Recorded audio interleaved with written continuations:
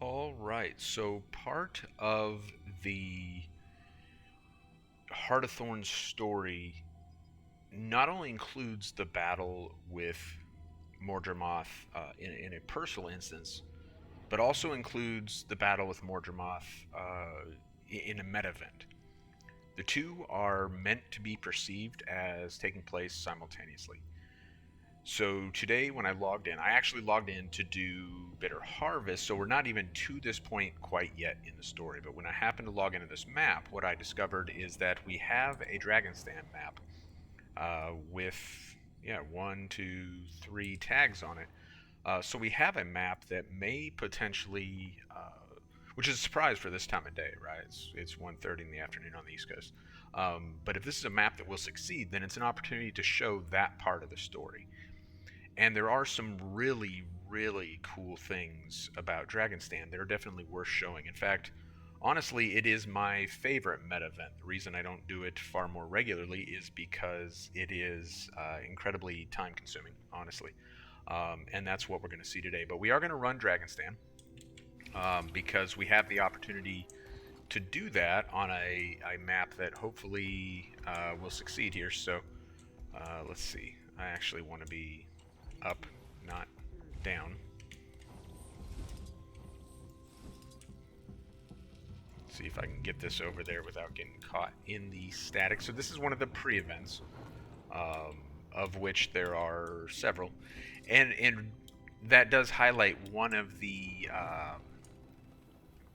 cool things about Dragonstand is that there's really a lot going on here, and they did a really good job with that, in my opinion.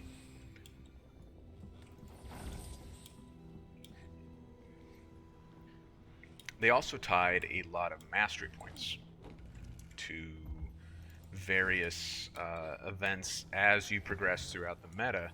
Some of those require that you already have certain masteries, and others are achievable on your first experience on this map.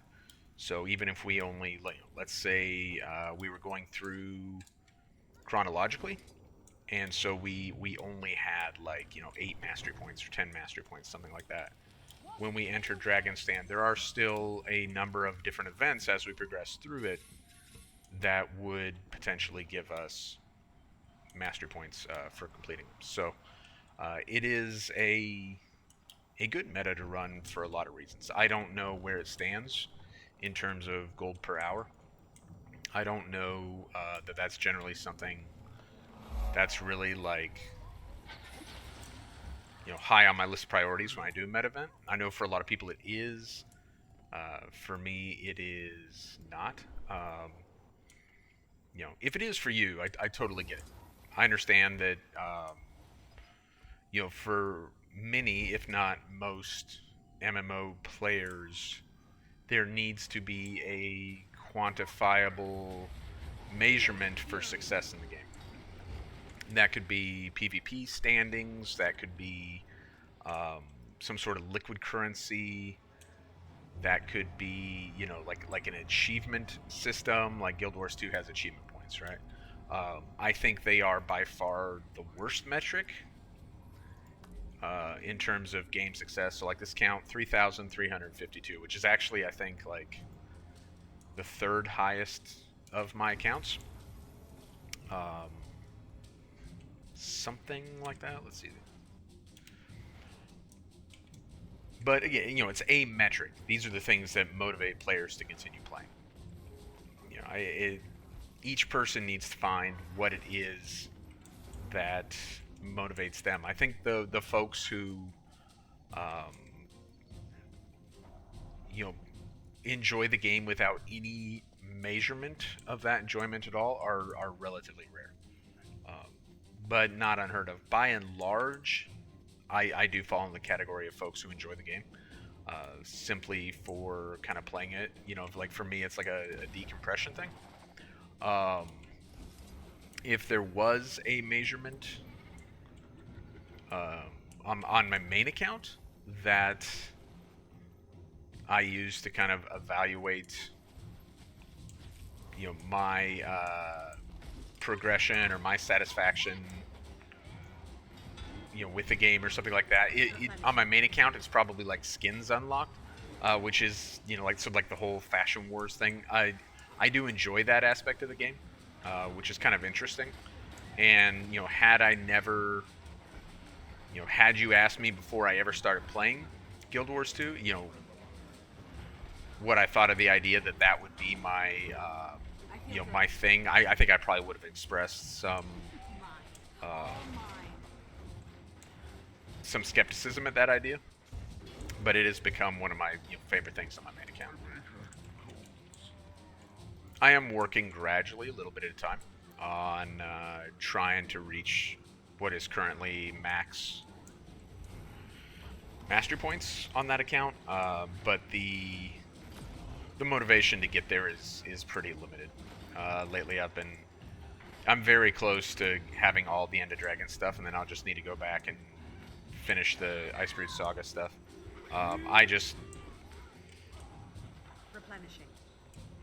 Well, the Icebreed Saga story is some of the better story that they've come up with for most of it at least. I could outrun a centaur. The mastery system in Icebreed Saga is exceptionally weak compared to really any of the expansions. Even End of Dragons, which did not have a super strong set of masteries either. And that's a whole different conversation. And maybe I'll kind of make a video game or a video about that sometime on kind of what the future of masteries might look like, because I think they're kind of running out of options. But I think there are still a few strong potentials for them to implement. Anyway, none of that has to do with Dragonstand. So with Dragonstand, while this is taking place, what is happening in the personal story? The commander is, with the help of some of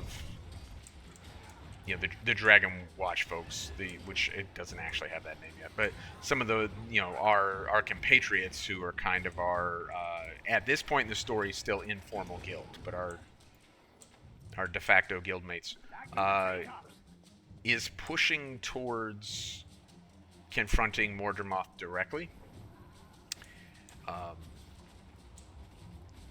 and they're doing so in a small group. So you have two efforts taking place simultaneously. You have the Pact, or kind of the Pact as it's been reassembled. It's been kind of put back together after it was decimated by Mordramoth's attacks. And that's what this is, the march to engage Mordramoth in the physical world, while the commander and his small team are preparing to engage Mordramoth in another domain, so to speak. That being kind of the domain of the mind, which we know to be one of Mordramoth's strengths, or one of the areas that, as an Elder Dragon, Mordramoth is like. Each dragon has its domains, and the mind is one of Mordramoth's domains, right? And thus, this idea kind of comes together that with each of the dragons having a specific weakness, that Mordramoth's weakness is related to the fact that the domain of the mind is one of his domains. So the commander is engaged in that, and that's actually an instance that I'll play soon that I haven't played yet, because I'm jumping on the opportunity to grab this. But while the commander and his team are engaging Mordramoth in what really the Suvari would refer to as the dream, I think essentially is where they're confronting him. The Pact is doing this. So it is I think it's a cool concept, and it is a concept that ArenaNet will revisit at least 2 other times, where an instance that the player engages in and a meta event are meant to be perceived as happening simultaneously.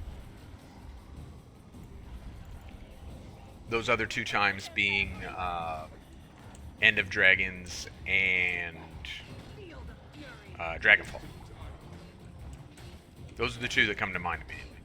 If there are, you know, others on top of that I'm not thinking of right now, because I don't think, you know, like at the end of Ice Root Saga, I don't believe that's the case. At least not that I remember.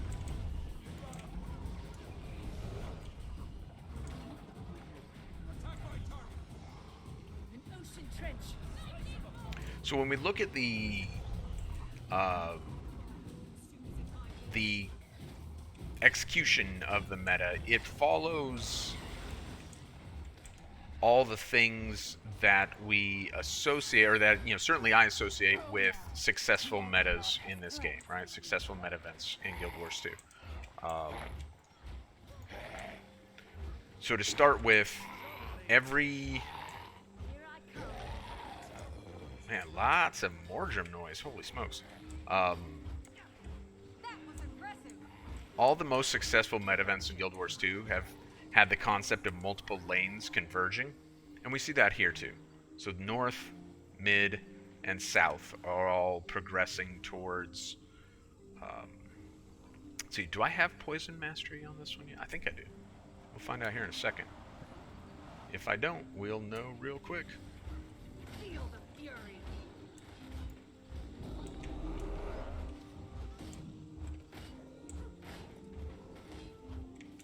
Ocean trench. I could outrun a centaur. Yep, looks like I'm good. So having multiple lanes is one of those things. Events leading up to a culmination, I think, is another one of those. And we see that exemplified in Dragonstand as well. So two real strong indicators of a successful meta event.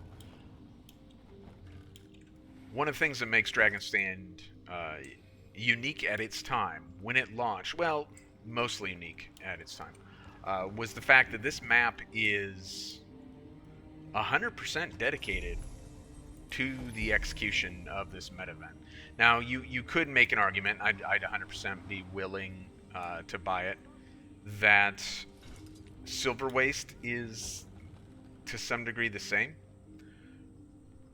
I think there's an argument to be made there. Ultimately, I think I would disagree because of the, some of the other... Whoa, did I just completely miss there? It landed in the circle. I think we're good. Yeah, I got credit for it. I think there's other things in Silver Waste as well, in terms of the forts and the fact that you get credit for all those forts, which again, events building up to the culmination, right? So I've talked a few times about how I see Silver Waste as kind of the original large-scale meta event, and that the success of others were built off of it. And this kind of drives that home for us, that those things in Silver Waste we see here, and we see executed really, really well in Dragonstand. I could outrun a centaur. That was easy. Now, these days, Dragonstand generally goes very well. It's not super, super difficult these days. We are in relatively small squads here. This is a relatively underpopulated map, but not so much so that it can't succeed. I would like to see the squad a little bit bigger by the time we reach the end, but I do think that it is large enough for us to succeed. I have been in squads this small that succeeded before, so even if we don't gain anyone at all, it is certainly possible for us. These folks might want to, actually, that guy might want to switch tunes. I don't know. But it should be doable. Time to do some real damage.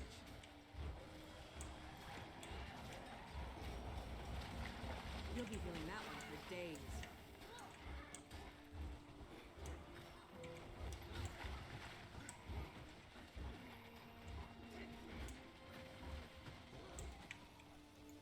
So one of the things I think ArenaNet has had mixed results with when it comes to meta events of this scale and motivating players to to do them repeatedly, because I think the greatest weakness of Dragonstand is that it is immensely time consuming, as I mentioned. Um, and so if you want the map to consistently stay populated, and you want people running this meta event again and again and again, how do you achieve that? How do you convince people to repeatedly run something that I think like a really, really fast run would be like 30 some odd minutes? And more realistically, you're looking like 45 minutes these days, which is still good compared to when it initially came out. Um, but but is a good chunk of time. So how do you get people to do that repeatedly? The currency, in fact, let's open one noxious pod here. I usually wait till the end, but since we're talking about it. All right, so we got one crystalline ore out of that, right? There are collections that require like hundreds. And if you're building, there are a handful of Gen 2 legendaries that also require crystalline ore. So if you're chasing completionist type stuff and you're looking for certain skins or there's a whole series of weapons that all are going to require you to get things out of these pods as you go through the unlock process for all those different weapons. So all these different things, you're going to find yourself doing this event again and again for a currency that drops in relatively low supply. And that the concept of directly tying acquisition of a desirable thing to completion of the meta event, is certainly not exclusive to Dragonstand. Even much more recently, if you look at Dragon's End, they pursued a similar. Alright, so we're just going to have this Thorn Heart and dearm it at the same time,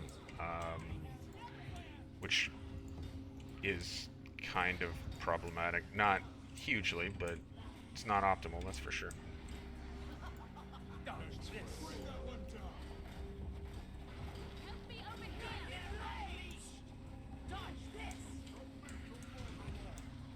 When you get... I guess... I don't know, we need to get them both down, but... That's really not something you want to happen. So we shouldn't have pulled dearmament so far forward. Like, that was not desirable. The Thornheart does represent more of an issue for the progression of the event than dearmament does right now, because it's going to take more of a toll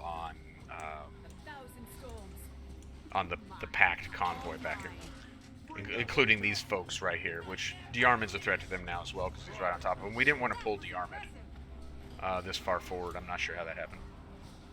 People get so excited about the legendaries that spawn in the lanes, and really, like, they're the least important things happening in the lanes, honestly. It's almost like they're like some kind of bait, like a distraction. I don't think they were designed to function that way when ArenaNet like came up with them. I think they were just a part of the lane that the players were intended to overcome. But as time has passed, that's kind of how they end up functioning, as a distraction from the things that you need to be doing in the lane. Anyway, so coming back to the idea of like tying things to completion of the of a very large meta event. So you see that in Dragon's End, you see it in Dragonfall again, two meta events that closely resemble Dragonstand, and all three of those meta events also were designed in many ways to have staying power. That's what was, and I think the staying power of Dragonstand probably did show ArenaNet the way forward for things like Dragon's End, Dragonfall. Help them achieve that.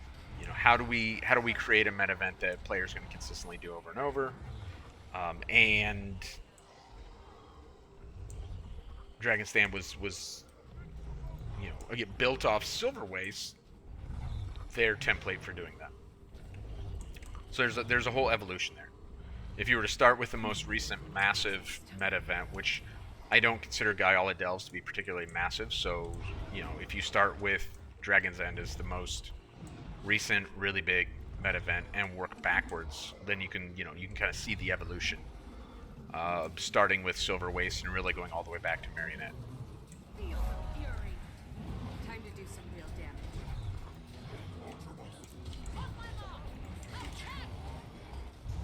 Oh, something's killing me good. They'll have to hit much harder.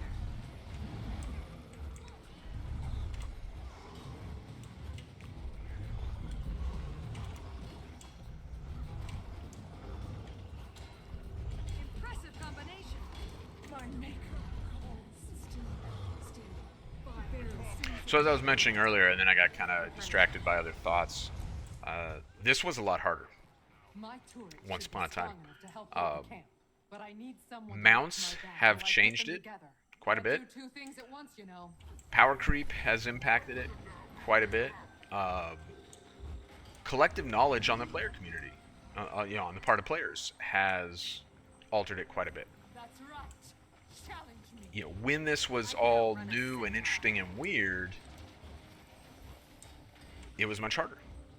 And I'm sure that kind of goes without saying, right? Now, it's reasonable to assume that most everyone in this squad has a pretty solid understanding of what it is that we're trying to achieve and the importance of various things. So the role of, like at this point in time, the role of a commander on this map is really just to bring people into the map. A commander tag means that it's easy for people to join a squad in LFG. Commanders are often considered like the indicator of a map that's going to succeed. It was the indicator for me.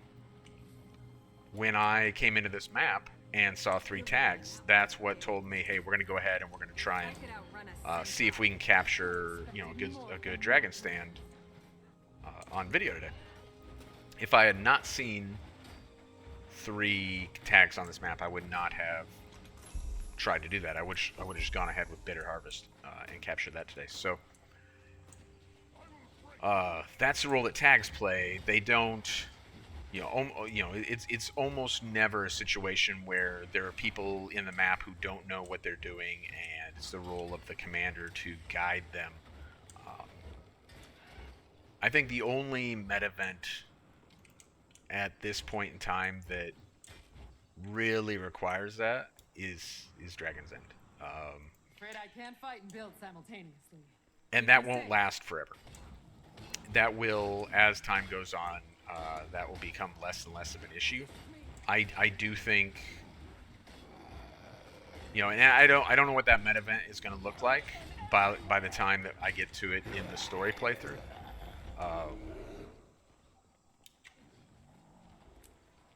I know that what it looked like at launch was not good, and even competent commanders alone was not enough to lead a map to success. You not only needed competent commanders, you needed at least half, if not 2/3 or more of the map to be really pretty comfortable with what they were doing. I don't know that that's quite still the case, but I don't know that it's all that different yet. They never gave it the nerf that they gave Heart of Thorns. Afraid I can't fight and build simultaneously. Keep me safe. Okay, Alara.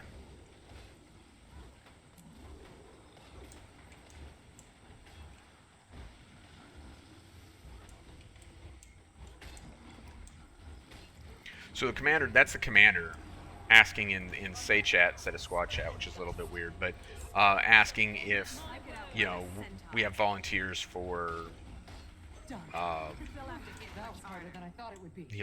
bosses when we get to the middle. If there is still a role for commanders, it's that, right? So when we get to the mechanic that takes place here, prior to entering the prior to the final encounter, there's a penultimate encounter. And that requires a touch of organization. Could it work without any organization? Yeah, probably. Would I like to see a few more people? You know, that's the biggest reason I'd like to see a few more people in this lane, is because and it'll be easier once the map clears there and we can see it. But there's a large group of people running around in a circle and clearing things, and then a small group of people killing the boss. The things that we clear are necessary to keep the boss vulnerable. If we do not see, they're gonna pull de-arm it again, I'm afraid, because he popped up again, didn't he? And that's not what we want. We want to kind of hang out back here, because there's going to be things that are going to challenge our little convoy along the way. But people can't help themselves. They genuinely can't. The one box that they're going to get from de-armed is so, like, consuming in their minds that they just can't. Woo. Yeah, so those stalkers, they'll get you. You know, that... Yeah, who is... Oh my gosh. So I almost have to believe that the person who targeted de-armed like that and pulled him up here is, you know, maybe they are in fact new or stupid. They're either new or stupid. I know it seems unkind to say something like that about a player, but the fact is, just as there are many stupid people in the world, there are many stupid people in the game. And pulling him up here and calling on everyone to target was actually, like, pretty counterproductive. But now that he's up here, we do need to kill him before the next... Because the next thing should be a Thornheart, if I'm not mistaken. It should pop out, like, right about here. And it's not necessarily going to be, like, a good thing for us, so...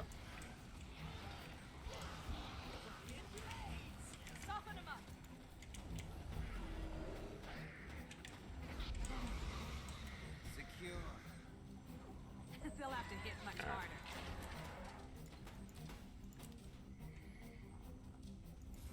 What are we doing here? New Hawk language? Sure. Why not? Why not? Alright, that Thornheart should be getting real close. Pretty sure it's Thornheart. And then I think we got like the mounted guys after that, if I remember right.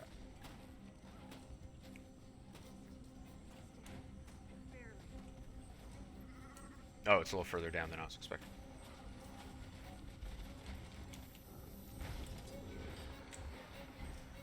So this is one area where mounts have made a huge difference, which is, you know, in order to slow down the Thornheart here, you know, we got to break the break bar. All right.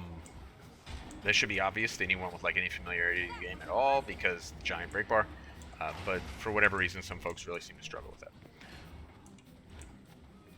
Bunnies have made a tremendous difference in that. That was obviously much harder to do prior to mounts, or prior to electromagnetic pulse, which was, I think, you know, Rivals mounts is one of the most overpowered things they've ever introduced to the game. Pretty wild, actually, the degree to which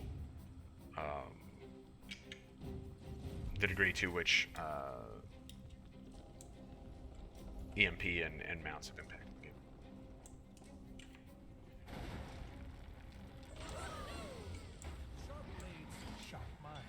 Alright, so we got our lane to the door.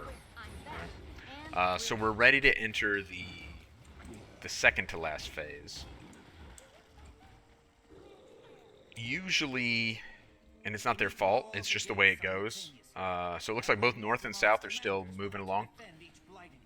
South usually takes the longest, because south naturally takes the longest. So the fact that north is where they're at may be an indicator of their squad strength, or maybe you know, they got started a little bit later for whatever reason, something like that. But if south is your last lane, that means things are pretty much progressing like normal. So when I've seen squads that are relatively small succeed, this is generally what you'll see. Because if this gets too small, the group that's going to run around in the circle, let's see, can we see this now? No, we can't. if the group that's running around in a circle, or NASCAR as people sometimes refer to it, or I don't know, whatever, spin cycle, whatever it is people refer to it as. If that group is too small and it wipes, then everybody suffers. So usually you prefer to see this stay relatively, like, that person needs to be kicked. They both do, actually. Although the map is by no stretch of imagination full, so I suppose we can afford to keep them. 3 people, if these 3 are like really strong, if these 3 know what they're doing, 3 is adequate. 5 is usually considered, you know, a full team for boss, honestly. If you see like 14 people on boss, that's people who think that they're going to get, you know, that little bit extra loot. That's people who are looking for like an achievement. That's people who are looking for something of personal benefit, because you're not benefiting the, you know, the squad as a whole if you have like, you know, 12 people on boss or something like that. Like that doesn't help. If, you know, if this was a completely full squad and we had, you know, 50, then 40 up here and 10 down here is fine. But like that's the ratio you want to see. You want to see like 4 to 1. Actually,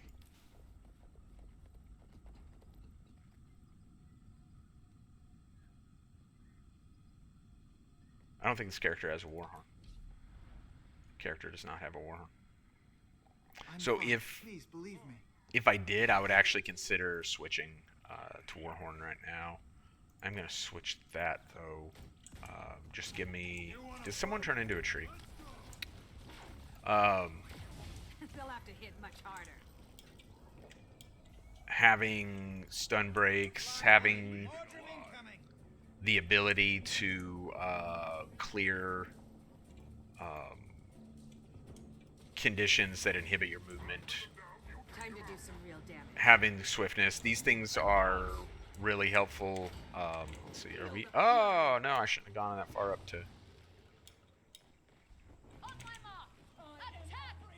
I really shouldn't have gone that far up. I got a little selfish. Alright, so now we get to start doing the circle thing. These are what we need to take down, right? Leyline collectors have to be down, all 3 of them, for the boss engagement. So right now nobody should be on the boss, and of course there are 2 people on the boss because they can't help themselves. The boss isn't vulnerable right now, so there's no benefit to that.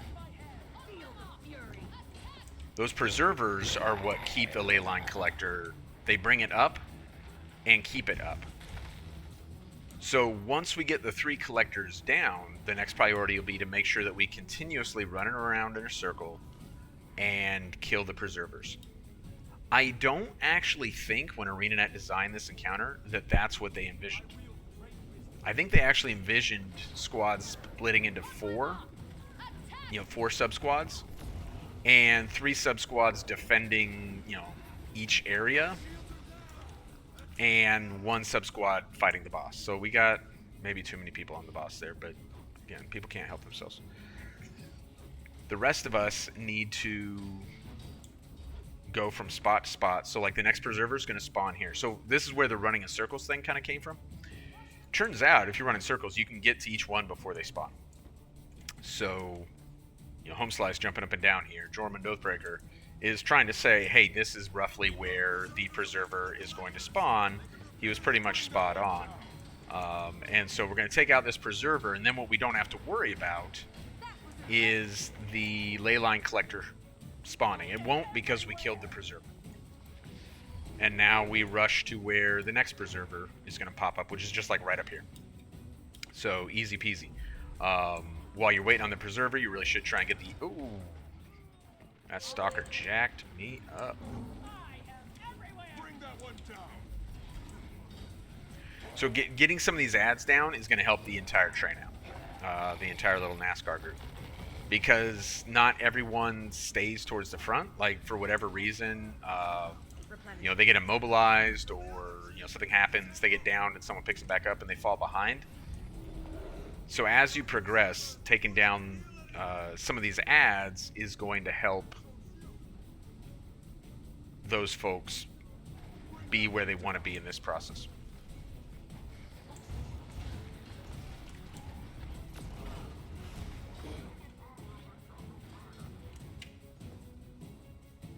Did they already kill the boss? That's great. That was spot on. That's about as good as you can hope for, particularly out of a relatively small group.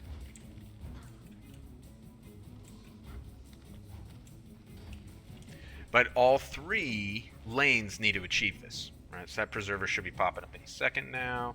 These folks kind of giving the ads a run around while they're waiting. Most of the ads are not that bad, honestly. The elites will jack you up. The veterans and the regular ones really aren't that problematic. It's just the sheer number of them that proves to kind of be an issue as you progress through these. And that's where, you know, staying in the group is obviously hugely beneficial.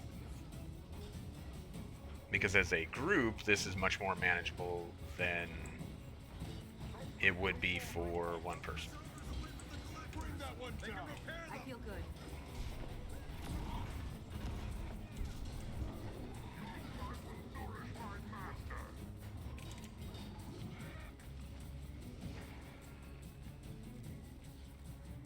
This lane's doing fantastic, honestly.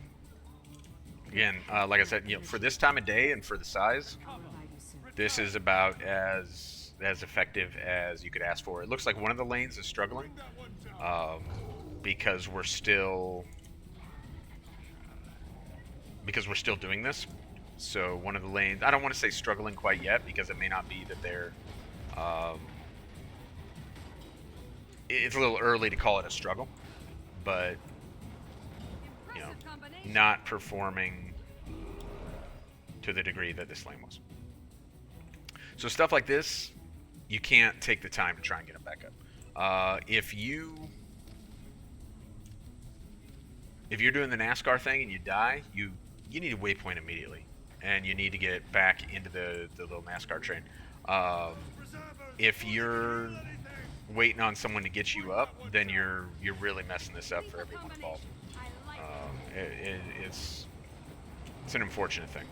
They'll have to hit much harder. I mean, it's kind of true of almost always in Guild Wars. You know, like if you're not in a fractal or strike mission or something, then That one for days. you know it's not realistic to expect people to like get you back up.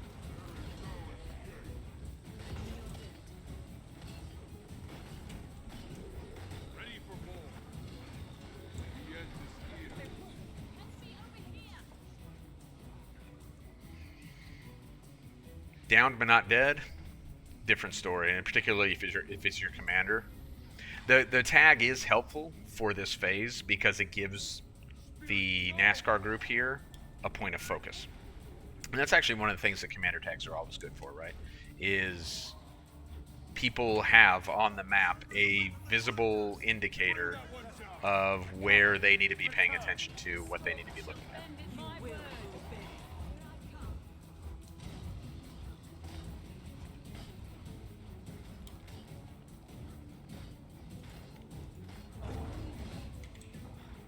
Why is everyone still back there?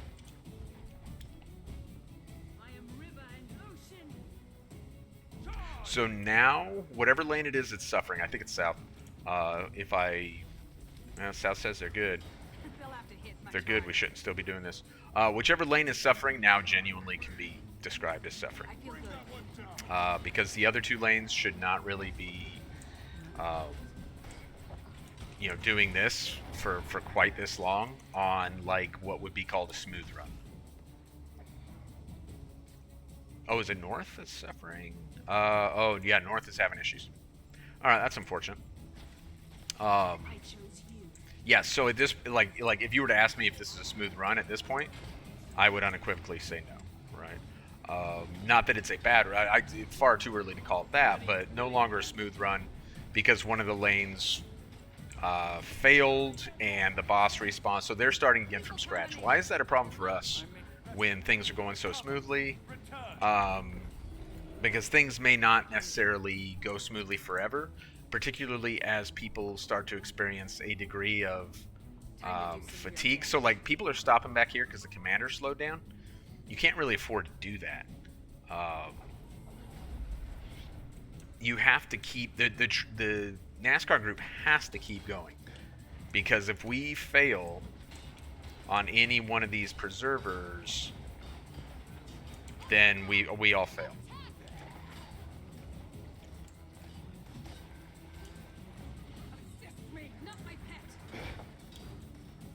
Someone targeted the stalker instead of the preserver and confused the hell out of me. Thanks, friend. All right. We're doing good. We're doing good. We just need that other lane to... Stop those preservers before they can heal anything! Yes. Stop the preservers. They'll have to hit much harder.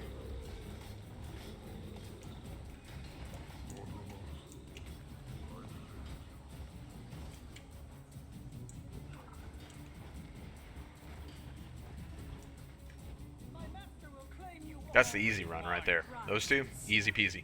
Which actually leaves you like messing around with this big group for a little bit longer than you want to. They'll have to hit much harder. Ooh, I think I'm standing on a sniper thing.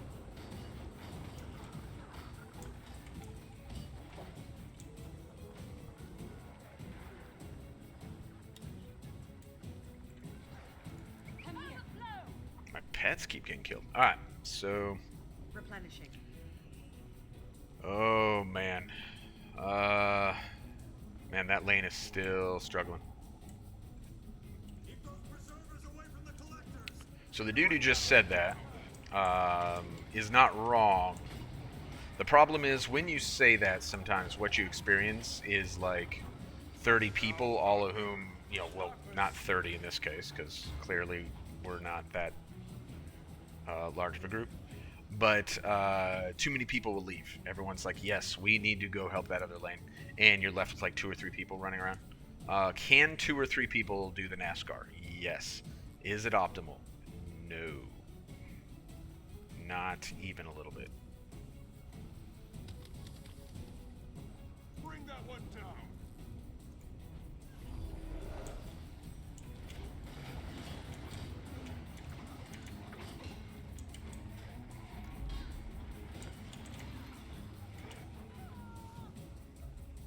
This is getting serious. It is getting serious. So one lane right now is causing us a lot of anguish, to the point where I might have to edit the video a little bit, because now it's just kind of getting silly. It is a good examination, though, like, if you know, a redundant one, but a good one on kind of, you know, where the mechanics for this work and don't work for a squad. Like, what are the things that a squad should or should not be doing? History is mine. There we go. They finally figured it out. Alright. So now we get to go to the final fight. Sweet, sweet loot.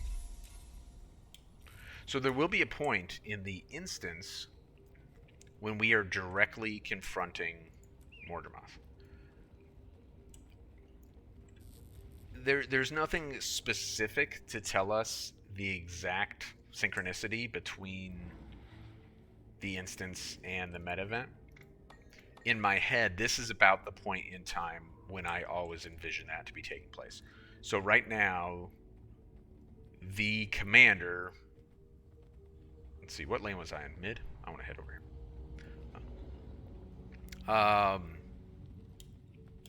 The commander who's in the instance, so you, while you're in the instance, oops, are facing Mordermoth face to face and gonna battle in the dream. And all the other commanders who are secondary to you, because you're the commander, all these other sort of mercenary types who are...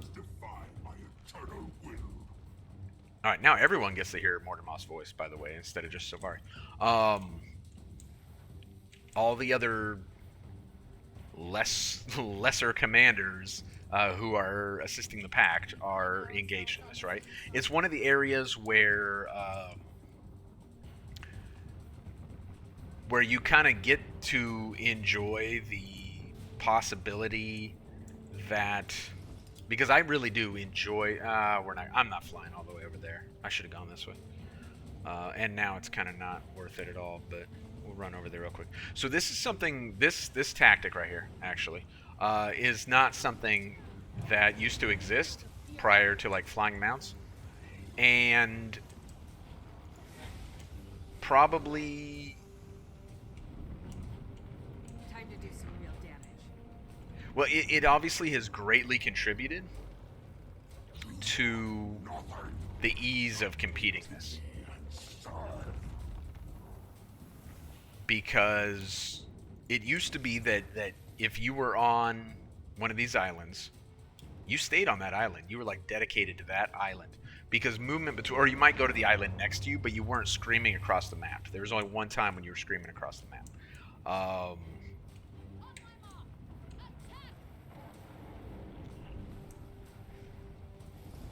I'm trying to remember. I think if he bops his head to the left, then we have a problem. If he bops it to the right, then we're okay. Do I have that backwards? I could outrun a centaur.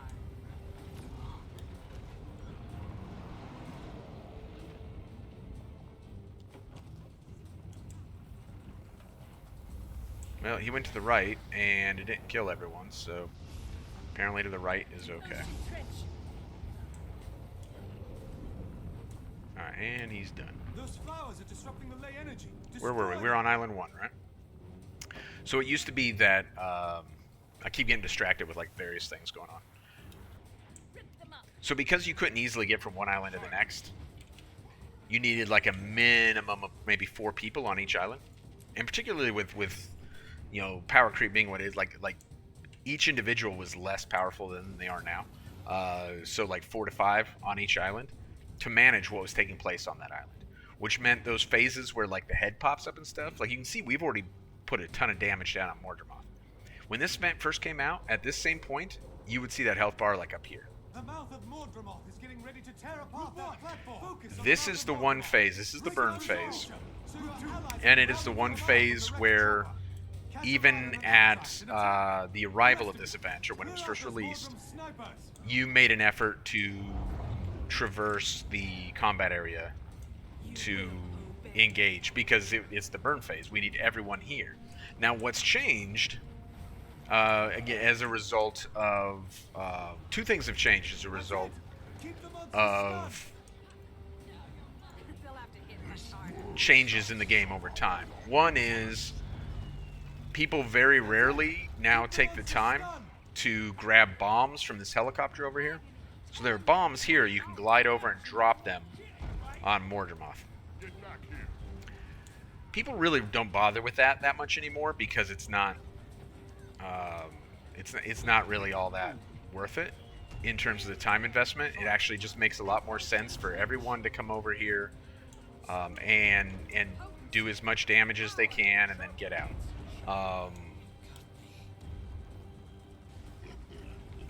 With a really strong full group, so you know, 3 full squads and then the whole map's full and everyone's just wreaking havoc, you can one burn it these days.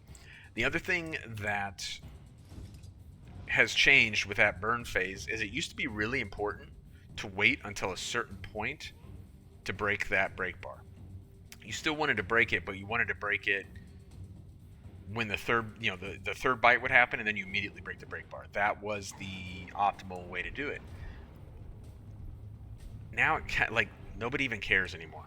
Like, it used to be that what just happened there, where we like just wantonly, you know, broke the break bar,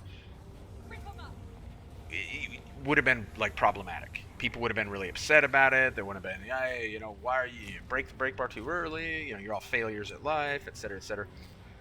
No one even said that here, because nobody cares. We know that we'll easily do all this stuff, and at the next burn phase, we'll annihilate Mordramoth, and it's like a complete non-issue.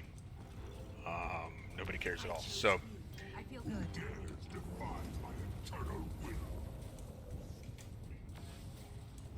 you can see people all over the map. Everyone's going to go everywhere on this map now. It's just so different. It's not. I mean, it's not bad. All content gets obsolete over time. certainly I could like pine for the way it used to be, and I think I, you know, to a degree I'd even be like justified in that. But I would need to be careful if I'm going to criticize Dragonstand for being what I consider to be slightly too difficult for a meta event that they want all players participating in, and then talk about the good old days of Dragonstand, because this event failed a lot when it initially came out. It failed a lot. And even months in, even after the nerf, failure was not particularly unusual. I mean, like, we're talking like Path of Fire was out before success was expected every time you came to this map. Like, and people would be outraged if it failed. I haven't had one fail. I think I've had like one fail in the last 2 or 3 years. Champion inside the monster's coils should drive it off that island. Okay, so this phase gives us three bosses on 3 different islands. Ah, man, are you kidding me?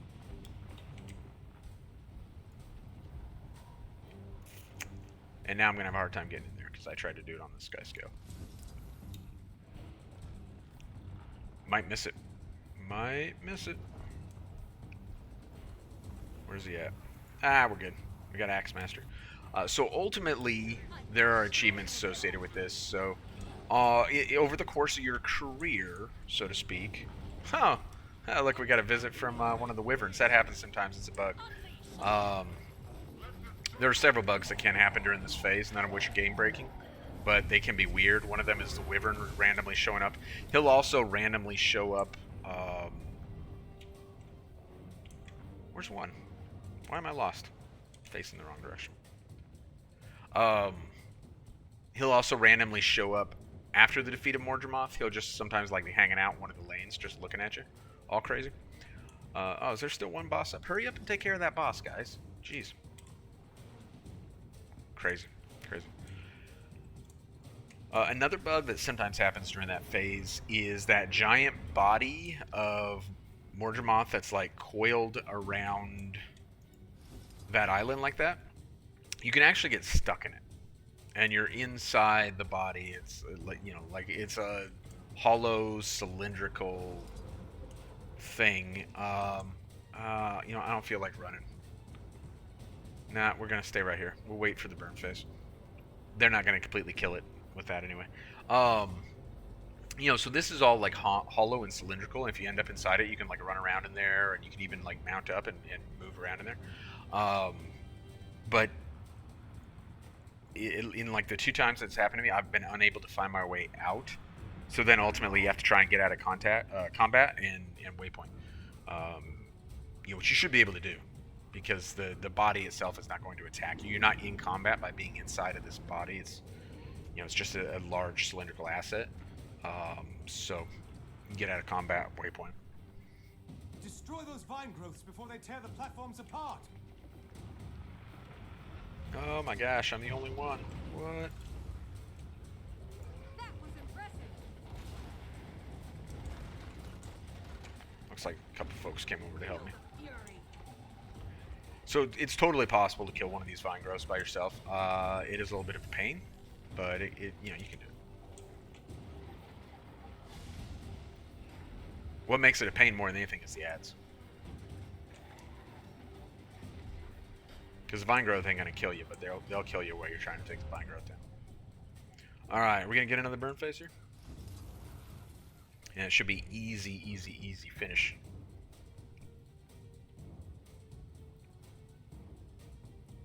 And so, like, presumably by this point now, like, we are at the final phase of Mordremoth, where, you know, all the little creatures are running at you, and you know, they go down super easy, but there's just a whole mess of them, and you're taking them all down. And then, oh, we got another fake burn, huh? Annoying.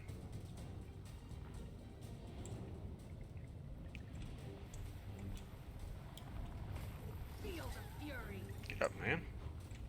Here's our chance. I'm at you. So the idea behind the two happening simultaneously is that they didn't get off the island fast enough. So it is to the left is the boop. The idea behind the two happening simultaneously is that while we engage Mordramoth in his mind, he is unable to adequately defend himself against this assault. And conversely, while he is involved in this, trying to protect himself from this assault, he cannot adequately protect his mind.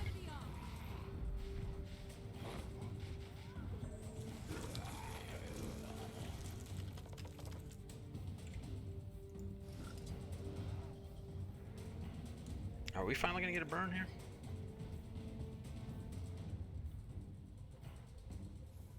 The mouth of Mordramoth is getting ready to tear apart. Oh, look, we don't even have to run anymore. That monster in Nice. place. Another gets mortar shells, and the rest clear the area of hostiles.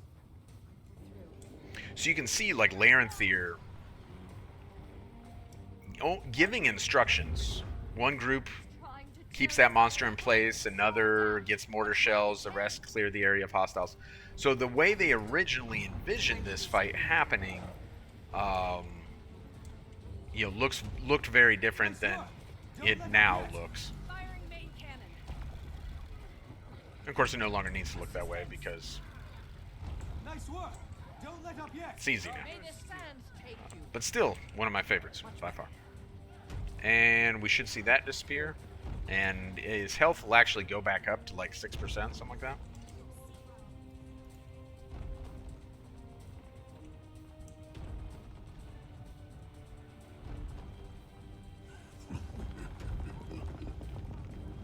You see everyone already heading to go get their treasure. So the loot's all up there. We'll go up there in a minute. We'll hang out right here until the famous words are spoken.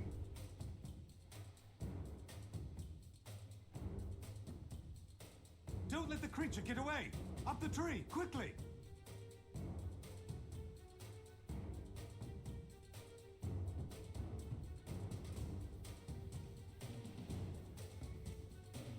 No need. It's dying. We got it.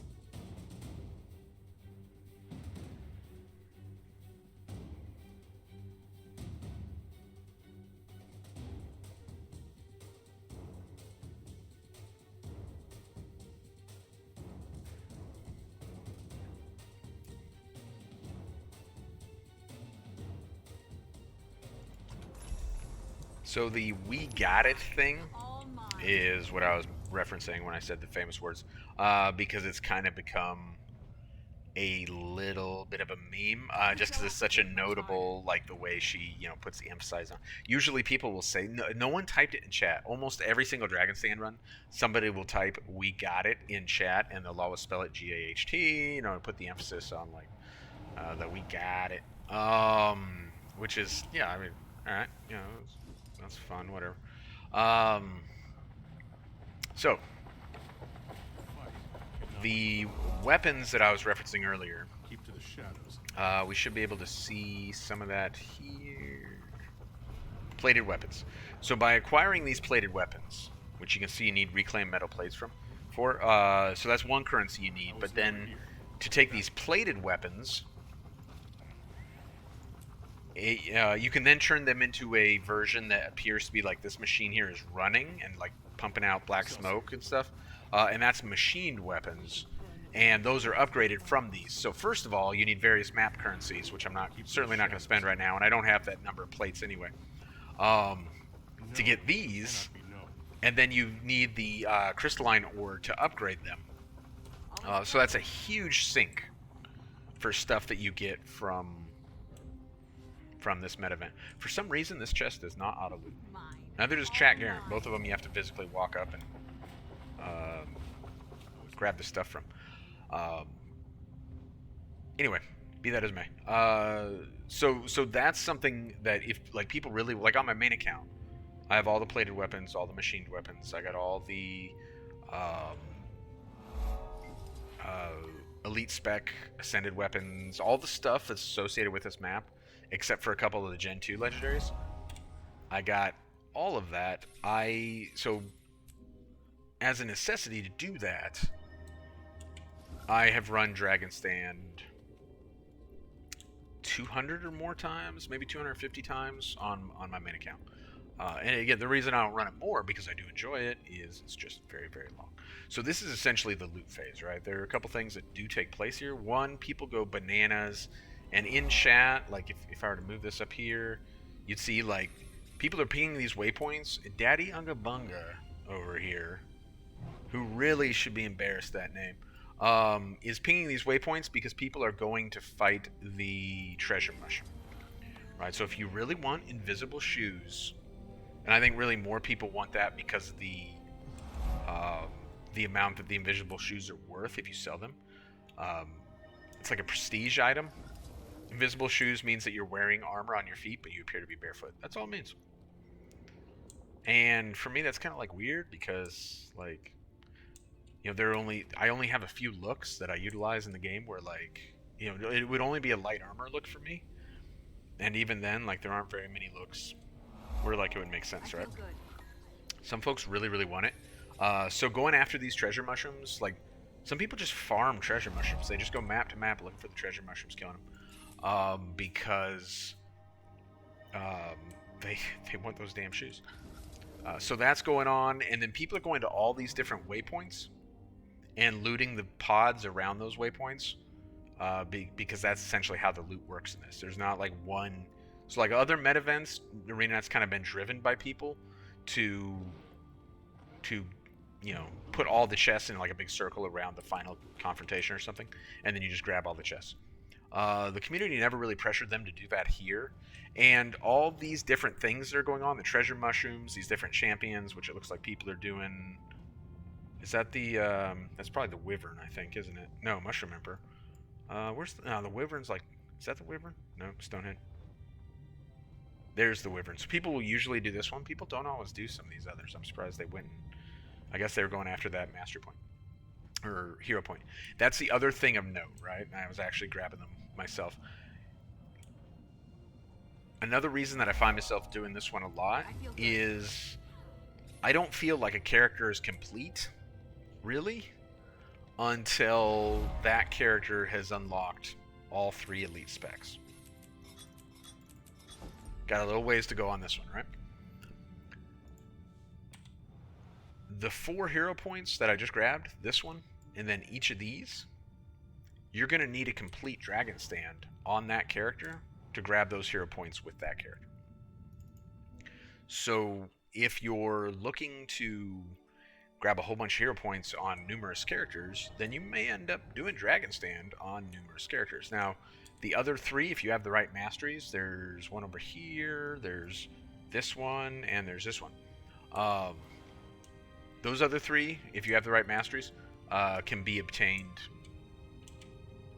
without without a successful map. You can just go and do them anytime. So oftentimes these days, now that there are, you know, more relatively easy hero points thanks to End of Dragons, I don't necessarily find myself doing Dragonstand a lot to unlock all 3 elite specs on tunes. But there was a time, so some of my earlier alt accounts and definitely my main account, where a vast majority of my tunes would have completed Dragonstand at some point and have all the hero points associated with this map. Speaking of which, where are we headed here?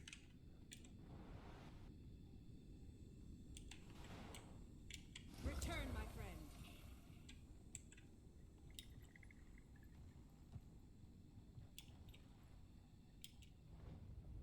Well, this seems like a pretty reasonable spot to go ahead and cut this off. I wanted to show Dragonstand because while we're fighting Mortimermoth, this is also taking place, and so I wanted to include both of them in the story playthrough. And the opportunity came along, and I jumped on it. So that is Dragonstand. And you can see Well, let's see if we get anything cool. Did we get anything like super exciting? I don't think we did. I have occasionally got like some really good drops from this map, but not this time. Okay. This will look familiar once you've done the final Mordremoth encounter. And I'll talk about it when I do the video for, what is it called? Bitter Harvest. In that video, I will talk about the rumored fourth path. 3 lanes, 1, 2, 3. Then there's this. Actually, it comes down. We'll go through that in Bitter Harvest. We will walk this road. But it is rumored that was also going to be the 4th lane that the Nightmare Court was going to be on. So I'll talk about that in that video. Under any circumstances, let's see, can we zoom in here without like that being a little bit overwhelming? Lots going on. Thank you very much for joining me. Thank you for checking out Dragonstand with me, and hopefully when we do the Mordremoth final fight and then we put Dragonstand side by side, it'll make sense about how there's kind of some some synchronicity there, and it'll set the table real nicely for later on down the road when we see the same thing in Dragonfall and Dragon's End. So thank you very much, and have a go.